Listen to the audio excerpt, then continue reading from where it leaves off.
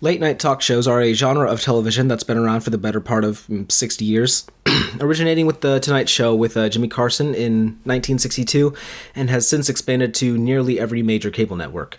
The format typically follows a charismatic host recounting recent pop culture and political events, maybe some other serialized segments, an interview, and whatever else the writers insert there to kill an hour. But this information is, you guys already know about that. So let's talk about The Daily Show. The Daily Show was a hybrid late night talk show and a news outlet that still airs on Comedy Central on a non-daily basis, which is a bit of a betrayal of the title, but that's not the point.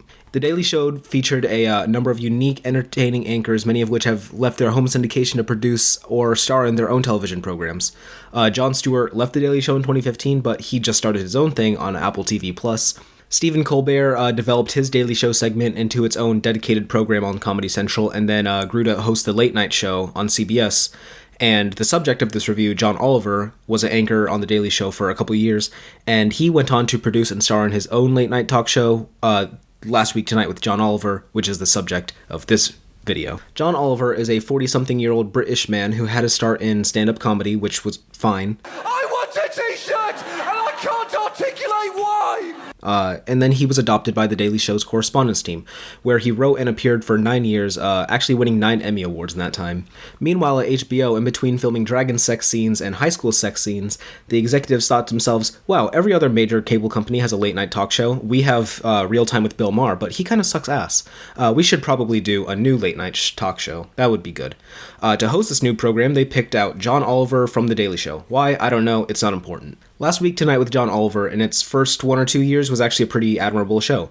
The show is formatted to have one major segment surrounded by shorter, not as important stories. The major segments, though, are noteworthy as they typically cover underreported topics, and in the first season of airing, had stories on the use of the death penalty in the US, the underregulation of dietary supplements, for-profit prisons, predatory lending practices, and the list goes on. These all seem like pretty bland topics, but for the show, on its first stride on TV, was actually pretty watchable. It was nice to see these large issues that were seldom talked about finally discussed with such a loud voice, being John Oliver on HBO. The production has said before that, since HBO doesn't rely on corporate advertisers, the show is able to go after a wider chasm of subjects, like pharmaceuticals, coal mining, cell networks, etc. I should also probably note that, although HBO is a kind of pay-per-view network, they have the heart to upload the main segment of each episode fully for free on YouTube the morning after it airs, which I really appreciate. Okay, it's been 3 minutes at this point, you have the background information, so let's get into why I really dislike this show. Also, quick disclaimer, this show started as a pretty heavy liberal mouthpiece, but as the series continued and the world we live in continues to unravel, the show is skewed much farther to the left than any other late-night talk show. This review is not on the basis of the ideas and values the writers promote for 2 reasons. One, the political prescriptions of the producers are not the focus of my commentary, and 2, I basically agree with all of it anyway. I think it's well and great that the show is giving a voice to the less flashy yet just as pressing issues in this country, like civil forfeiture, state-run lotteries, elected judges. However, my gripe with the show is just a little bit petty. Last Week Tonight with John Oliver wants to have the journalistic insight of programs like 60 Minutes, but also wants to have the comedic zeal of its contemporary late-night counterparts. And the show tries its best to synthesize these genres, but takes a direction that kneecaps the writing and the tone of the show. Basically, this is a long-winded way of saying that the format of Last Week Tonight is almost embarrassingly unfunny. The Daily Show is structured to be a comedy-first program with the political satirization and coverage coming next to it. However, the show is written in a way that synthesizes these two goals in a very effective way, because as the audience laughs, they're also getting the news coverage. Last Week Tonight actually advertises itself as comedy first, comedy second, which is a nice thing to say, but talk is cheap, and watching the show reveals this terrible, horrible lie. Oliver wants to take the approach of The Daily Show where he tries to give coverage of a story while making regular detours to attempt some kind of joke, but what this means in practice and how it's actually executed means that the writing team has been forced to use the Family Guy method. Family Guy is written by people who don't actually know how to tell a story with jokes regularly occurring through the dialogue, so instead they would take the much easier route of writing, 60% of a given episode without actual jokes, but will regularly do a cutaway to something mostly unrelated to the plot and then call it a day. After all, we couldn't even turn a double play.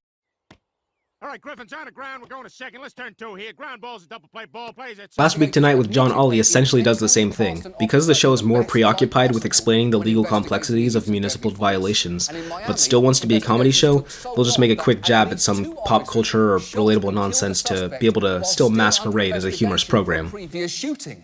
And there should never be a second one of anything before you figure out whether the first was justified. Call it the Dolphin Tale 2 rule.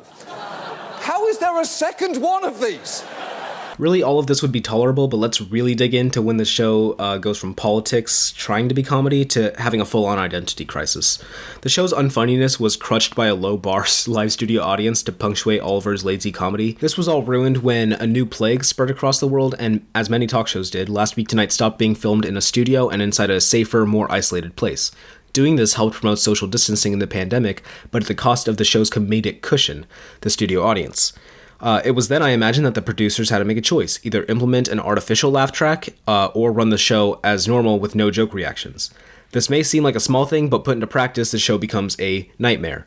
John does the show as normal, but instead of laughter as a reaction, there is silence. It's at this point that one might think that the smart thing to do in this situation is maybe take some creative risks, switch up the format they've been doing, the writing of the program, and find something that could work with the cards they've been dealt, innovate some more.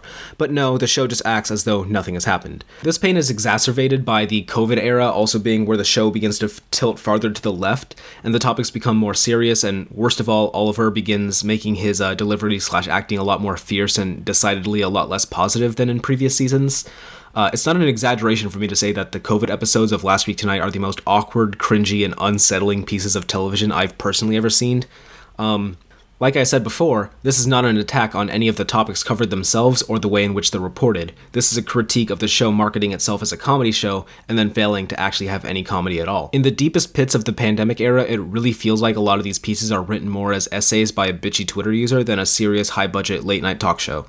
Much of the time, it genuinely feels like a political speech being yelled at to the audience, which must be a betrayal to anyone who's recommended the show as a comedy program. By an administration that encourages the ugliest forces in American society, that lionizes threats of violence against peaceful protest, that tells us there is no conflict between supporting law enforcement and our African-American neighbors, and that insists that the best is yet to come, which, given everything that we've seen in the last 4 years, is sounding less like a promise and more like a fucking threat. But in a bit of a bright spot, I don't think that John Oliver is inherently unfunny.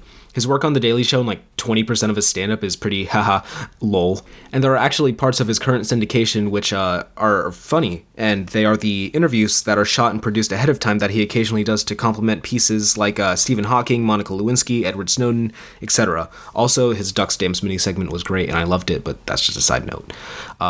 It's just the wall he's built around himself artistically limits him. To summarize, HBO hired a bunch of people with comedic and journalistic backgrounds to create a late-night comedy show. In the early seasons, the production team dug a hole by creating a live studio audience-supported, cutaway-based format for the reporting, and then jumped into it by not innovating for 5 years, only to have its weaknesses and an inherent lack of anything humorous going on exposed by killing off their built-in laugh track. Finally, let me tell you why I care about this, which I probably should have said before, but I'm going to say it now because I think I forgot. The first reason is that I still genuinely admire the show's willingness to shed light onto topics the mainstream might not be appreciating as much as they should. Since they've returned to the studio, producers have actually covered union busting, voting rights, and homelessness. Those are all well and good, and we need to talk about those more. The second reason that I care about this so much is that I literally have watched every single episode of Last Week Tonight like 3 times, only because the longish format makes for really good background noise, you know, when you're just like chilling and you need something playing so you don't go insane just listening to the silence of your life. But the show is backed by HBO, and there's no doubt that there's an incredible amount of budget behind the production team, so they need to wake up and please, for the love of God, try to be funny. That's it. Thank you.